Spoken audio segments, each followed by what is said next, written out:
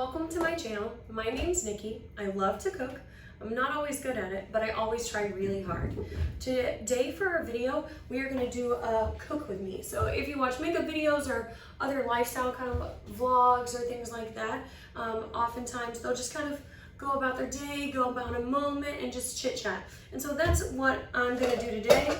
I'm going to go ahead and turn my wok on medium and put a little bit of soy sauce in there. Today I'm just making a really quick dish, egg roll in a bowl, and just gonna put my own twist on it. Now, if you can't tell,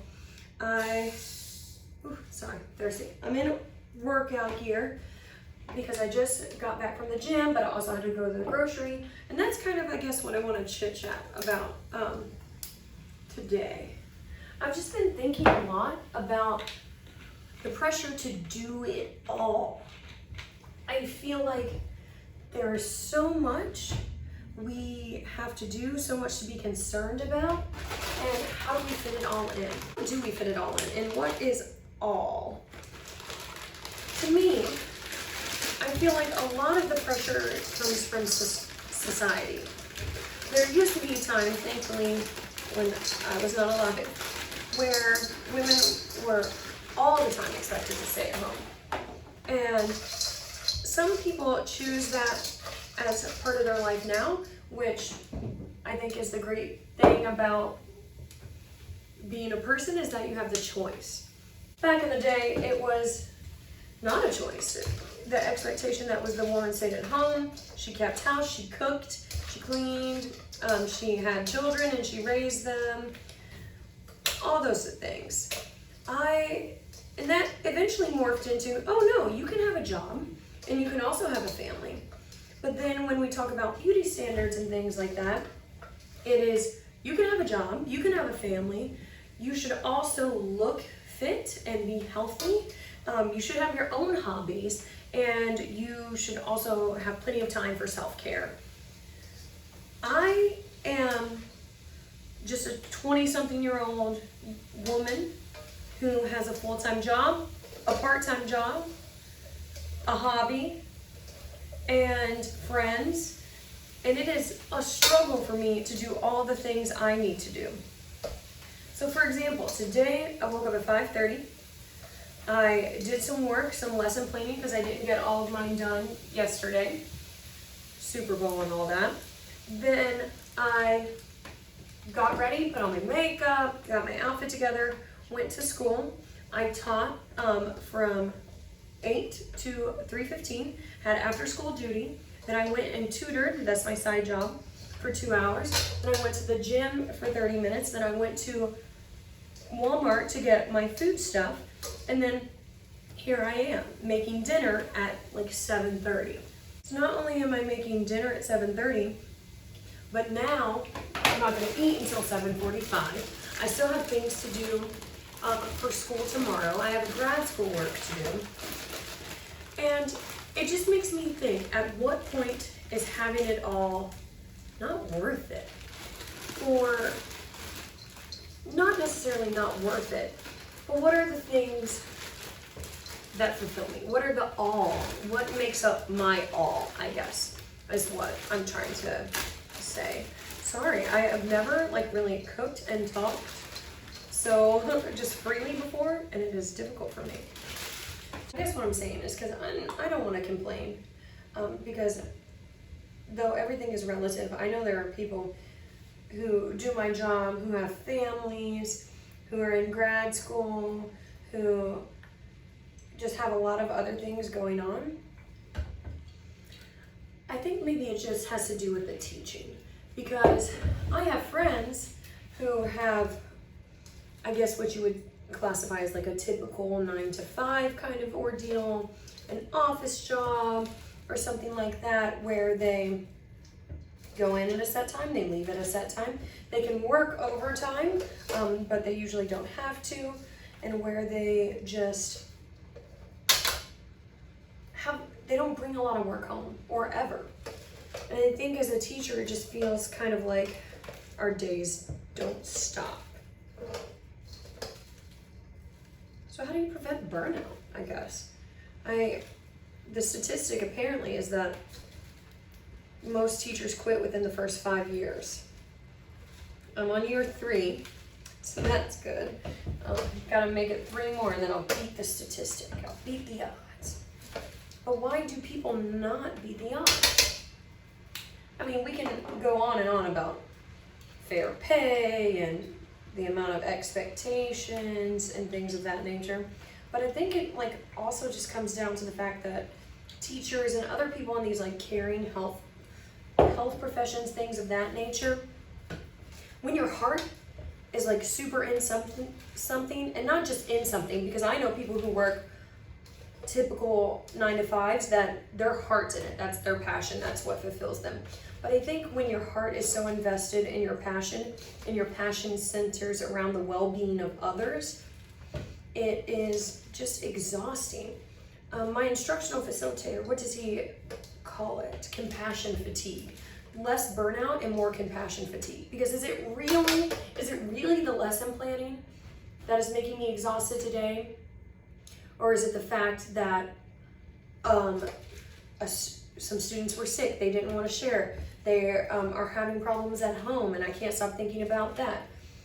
Is that what the real burnout is? Is that emotional stress? Maybe. I don't really think I've been around long enough to know the answer to that. All I know is that for me, I'm really striving towards that balance. I usually go to the gym for an hour, but I knew I wasn't gonna be able to make it an hour, and the thought of going for an hour is I'm just not gonna go. But to go 15, 30 minutes, that allows me to say, yes, I went, I got some movement today, and then I could justify leaving early. Maybe that's not perfect. Maybe that means I'm not gonna reach my health and/or fitness goals as fast as I would like to. But if that's what I have to do to stay balanced, to keep myself sane, then that's what I have to do. Now you may be saying, well, why did you get an extra job? And then we can just go back to the fact that teachers just don't get paid a lot. It's nice to have an extra cushion, to pay off debt, to be ready for whatever my next steps are, to make sure I have some savings. It's just nice to have that. I'm trying to build my financial security, I guess you could say. So I'm gonna turn this heat up. So I'll link this recipe below. There's not much to it. I just put a whole bag of tri-colored coleslaw. You could put turkey in it. I use Kjorn meatless grounds. And you can add whatever fixings you want, whatever you would like in your egg roll. So in a minute, I'm gonna add some bean sprouts because I love bean sprouts. And then just soy sauce, a little bit of lime, and I'm gonna throw in some sriracha. And this will feed me for quite a few nights this week, which will be nice because then I won't have to come home at 7 and cook before I lesson plan or do anything else. One thing that I've been trying to do is really read a lot. I unplugged my TV in my room, and every time I'm thinking of Netflix, I pick up a book. And the reason I did that, oh wow, now I'm kind of making a connection. The reason I did that is because when I am watching Netflix, I just automatically empathize with the characters and what's going on. And I'm a very sensitive person, if you don't know me, so I can cry at the drop of a hat. And so if I'm watching a Netflix show that a happy moment happens and I want to cry because of that, or a sad moment happens, then I'm just already in this headspace of sadness and crying. And that's also emotionally taxing after a whole day of emotional heavy lifting. And so when I read books, it doesn't happen as much. I did just read this book this weekend. It's called Sing Unburied Sing. Let me grab it so I can tell you the author. Unburied Sing is by Jesmyn Ward. Amazing book, amazing book. It's the first thing of hers I've read, but wow. If we talk about touching, if we talk about powerful, it's great and relevant. It talks about a poor family living in rural Mississippi, and kind of just the story of a young biracial boy coming to terms with his addict mother, the side of his family that doesn't want to associate with him, his father that's in prison, and his grandfather's past. It's just really, really amazing. And towards the end, it was definitely sad. I definitely cried. But I don't know what it is about a book. I can get over that emotional pull much quicker than I can in a show or a movie. Just adding some salt and pepper, because we're getting close to being ready here, I think. Yeah, but Sing, Unburied Sing, Jesmyn Ward, check it out. So I don't know what book I'm gonna read next. I'm trying to go back and forth between some nonfiction, some fiction, just having a bunch of options. That's something I heard in Life Kit. It's an NPR podcast. They're like 20-minute episodes and just tell you different things. So there was one about reading more, which you would think as an English teacher that I read all the time. But honestly, I loved the excuse of, well, Netflix like requires no brain work. It doesn't require any brain power. I'm just trying to shut my brain off. But in reality, I might have been shutting my brain off, but my like emotions, my heart were not shut off at all. Okay, I'm gonna take a bite.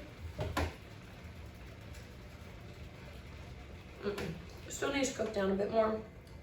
I like my slaw a little bit less firm. I still like the crunch, but I like it a little bit more cooked down.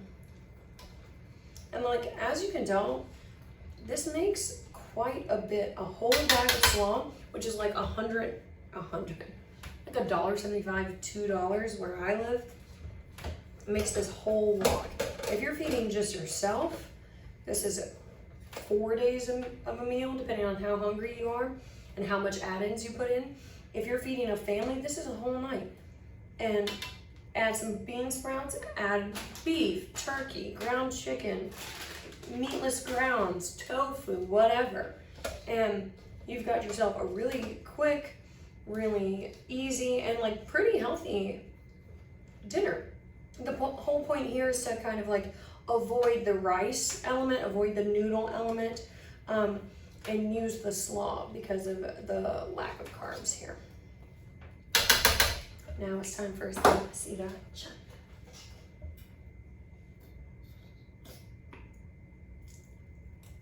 And of course, I love things spicy. You can see how much sriracha I'm putting in there. But you can also add more sriracha as you eat it too. Okay, one more quick stir, and I think we'll be ready to serve it on up. I'm gonna show you a close-up of this in just a second. Other than that, I hope you enjoyed this video. I know it was pretty rambly. Hopefully I get better the more I practice with this type of thing. There we go.